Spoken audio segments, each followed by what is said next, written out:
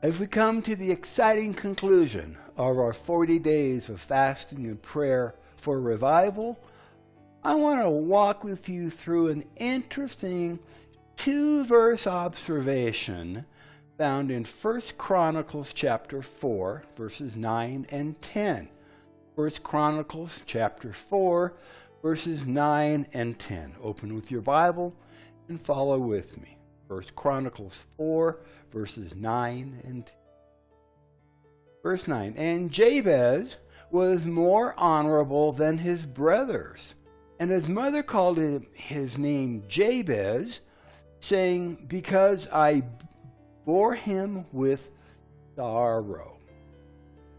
And Jabez called upon the God of Israel. This is later on in his life. Jabez called upon the God of Israel, saying, oh, that you would bless me indeed and enlarge my coast, and that your hand might be with me, and that you would keep me from evil, that it may not grieve me. And God granted him that which he had requested. Now, Jabez started out his life with a bad name, literally. The principle that we're referring to here is that name denotes character. Now, this comes from Adam, the original man, because Adam had the task of naming the animals, and he named them based on some characteristics. So, name denotes character. And Jabez grew up with a name that shamed him no matter what he did. So he would have a hard time achieving anything, including having friends and opportunities, because of what his name represented. But God always has the last word. Look at verse 9. Verse 9. Jabez was more honorable than his brothers, in spite of his name and what his name. Somehow, Jabez's character was very different from what his name said about him.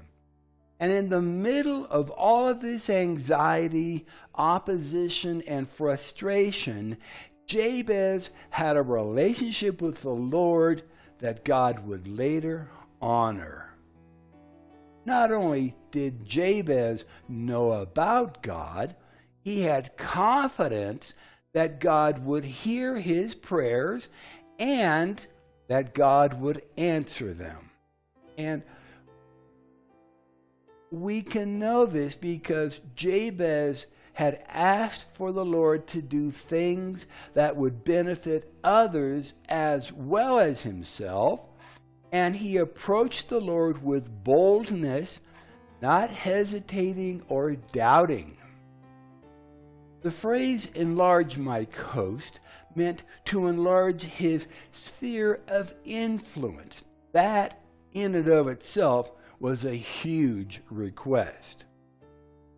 Remember that his name meant that his mother had birthed him in sorrow. What was that sorrow? Was it childbirth? Was it her inability to care for him? Or was there something more ominous that we can only imagine that caused her to not only give her child a name that would shame him, but would remind her of a tragic event? We don't know. But Jabez was an overcomer. Jabez had a vision for his life. And whatever that vision was, it had not yet been fulfilled, and Jabez was seeking God's help in achieving his destiny. And we know that if we seek the Lord with our entire being, that not only will he be found, but that he will give us the desires of our heart. And this means more than not only the fulfillment of our heart's desires, but that God will place the dreams, the desires, and the ideas that He has created for us inside of our hearts. And then He will fulfill those dreams, desires, and ideas that He created us to achieve. Now listen to the second part of Jabez's request. That you will keep me from evil, and that these things would not grieve me. This request was that Jabez would have things, but that the things would not have him. Let me say that again. His request was that he would have things, but things would not have him. This included his heart, his time, his talents, and his treasuries. Jabez knew God, and God knew Jabez. Look at what others had said to the Lord. In 1 Chronicles 29, verses 11 through 12. 1 Chronicles chapter 29, verses 11 and 12. Thine, O Lord, is the greatness and the power and the glory and the victory and the majesty. For all that is in heaven and on the earth is thine.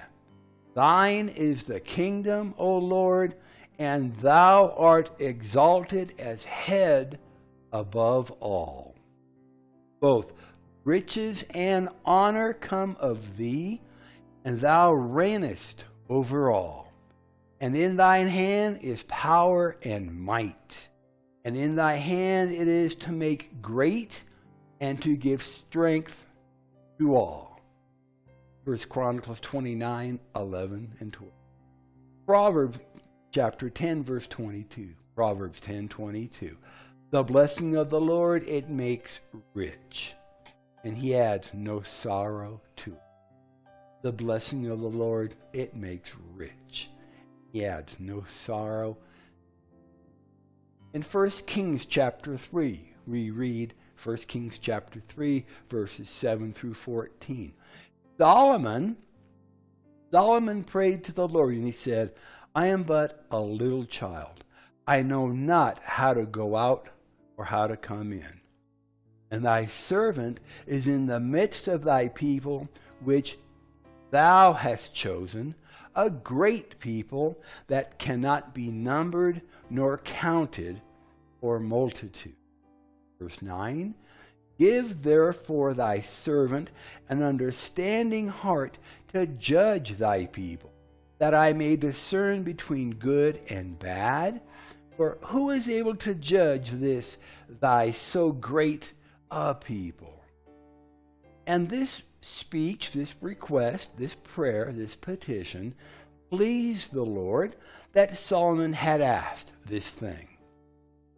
And God said unto him, because thou hast asked this thing, and hast not asked for thyself a long life, neither hast asked riches for thyself, nor hast asked the life of thine enemies, but hast asked for thyself understanding to discern judgment.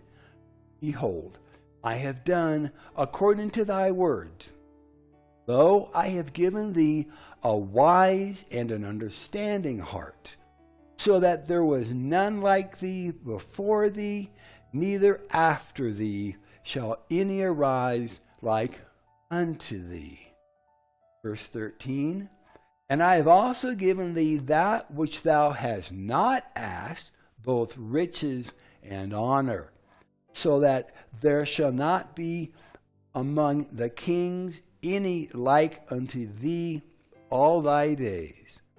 And if thou wilt walk in my ways to keep my statutes and my commandments, as thy father David did walk, then I will lengthen your days. In 1 Kings chapter 4, 1 Kings chapter 4, verses 29 and 30.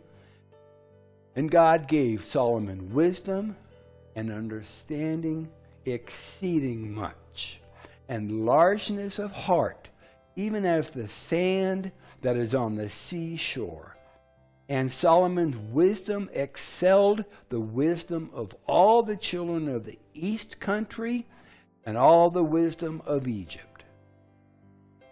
Jabez was able to approach the Lord with such bold requests because of his humbled heart.